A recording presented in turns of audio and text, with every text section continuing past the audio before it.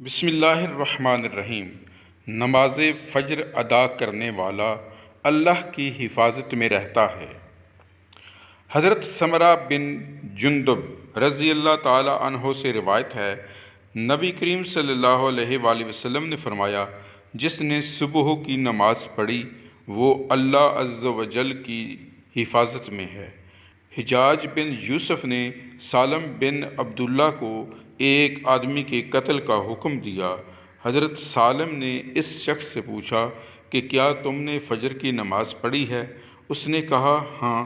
سالم نے اس آدمی سے کہا چلے جاؤ۔ اس کے بعد حجاج نے سالم سے پوچھا کہ اس شخص کے قتل سے آپ کو کسی شے نے روکا ہے؟ حضرت سالم نے جواب دیا، مجھے میرے والد نے بتایا، انہوں نے نبی کریم صلی اللہ علیہ وآلہ وسلم سے سنا، آپ فرماتے ہیں جو شخص صبح کی نماز پڑھے وہ اس دن اللہ تعالیٰ کی پناہ میں ہوتا ہے، تو میں نے ناپسند کیا کہ میں اس شخص کو قتل کروں جسے اللہ تعالیٰ نے پناہ دے رکھی ہو۔ پھر حجاج نے حضرت عبداللہ ابن عمر رضی اللہ تعالیٰ عنہ سے پوچھا کہ کیا آپ نے یہ نبی اکرم صلی اللہ علیہ وآلہ وسلم سے سنا ہے؟